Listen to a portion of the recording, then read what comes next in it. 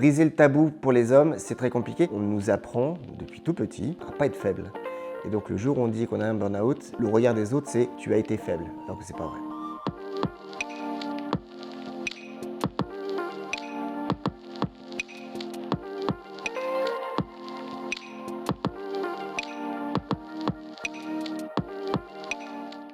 Moi, ça a commencé tout simplement par des insomnies. Toutes les nuits, 3-4 heures du matin. Donc évidemment, le matin, on se réveille, on est encore plus fatigué que la veille. Tout doucement, de l'irritabilité. Alors au départ, dans la sphère professionnelle. Après, malheureusement, à la maison. Je commençais à crier un petit peu partout et pour n'importe quoi sur mes filles et ma femme. Ensuite, des douleurs.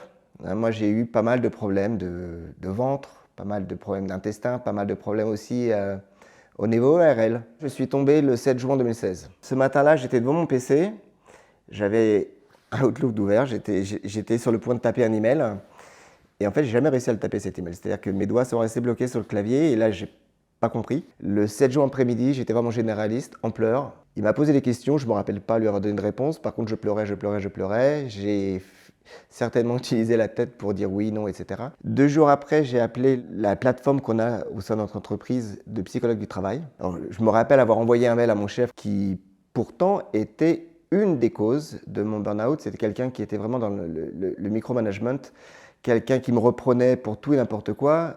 C'était le premier à me dire que j'avais mis dans les tableaux Excel 2 décimales au lieu d'une et que ça complexifiait la compréhension. Mes emails n'avaient ni queue ni tête, jusqu'au point où il me demandait de lui envoyer mes mails avant de les envoyer quand même. Et surtout, je crois que ça c'était le coup fatal, c'était que je n'étais pas fait pour ce job-là.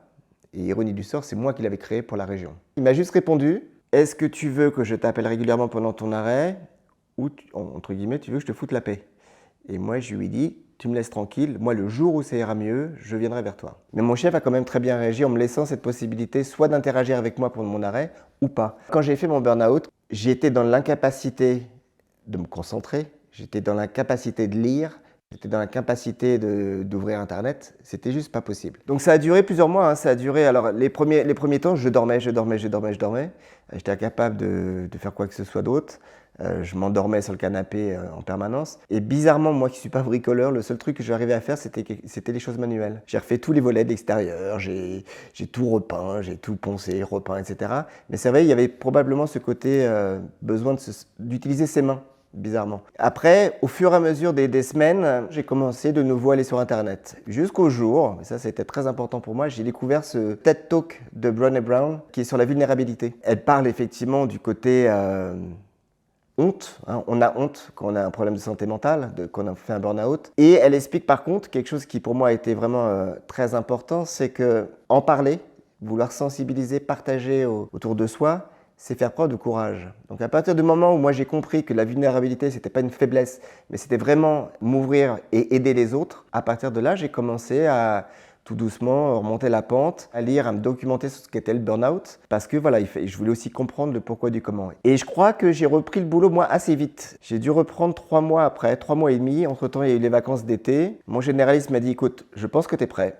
Donc j'y suis retourné. Là, mon manager a eu un raisonnement, une façon d'agir très simple et très juste, je pense. Il m'a dit, Christophe, je te laisse 2 solutions. Est-ce que tu souhaites que je te retire de tes tâches ça, dont les voyages, qui étaient incessants, ou alors tu préfères continuer comme tu veux? Et je lui ai dit, écoute, oui, je suis d'accord avec toi. Je ne ferai plus de voyage.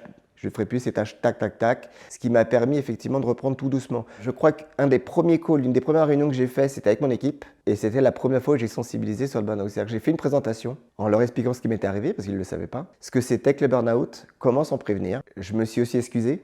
Et ça, c'est vraiment quelque chose qui est propre à tous les burn-outés, c'est qu'on sait qu'on a aussi planté nos copains et nos collègues. Moi, ça m'a permis d'avancer et ça a permis aux autres de comprendre. Évidemment, tout le monde m'a dit « mais t'as pas à t'excuser, t'y es pour rien, etc. etc. » La majeure partie du temps, ça s'est super bien passé. C'est que les gens étaient super contents de me revoir et voir que j'allais bien.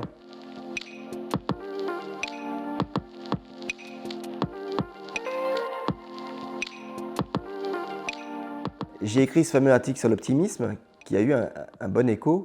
Je l'ai ensuite relayé sur LinkedIn. Tout d'un coup, je me retrouvais devant un public anonyme qui m'interpellait par message privé, etc. Qu'est-ce qui s'est passé, comment ça s'est passé, etc. etc. Jusqu'en décembre, alors je crois que c'est en décembre 2016, si je ne dis pas de bêtises, je me suis dit comment je vais faire pour continuer cet engagement et continuer à en parler autrement. Et j'ai fait un truc très simple. J'ai partagé cet article à mon PDG. Je le connaissais ni Neve ni Danon, il ne me connaissait pas non plus. Je lui ai dit voilà mon article, je ne demande rien, je veux juste partager et témoigner. Et je crois que 10 minutes après, il m'a répondu. Il m'a dit merci, rendez-vous au 8e étage chez Microsoft, faut qu'on se voit. On est resté 1 heure ensemble. Il m'a posé des questions où j'ai vraiment compris qu'il avait lu l'article, qu'il avait disséqué l'article, qu'il vraiment s'intéressait à ma personne, à mon expérience personnelle et professionnelle.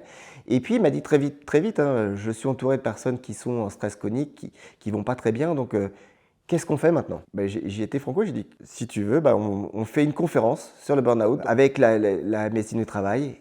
Et on fait une séance à 3, donc elle en tant que médecin, toi en tant que chef d'entreprise, et puis moi comme témoin, avec cette volonté de sensibiliser.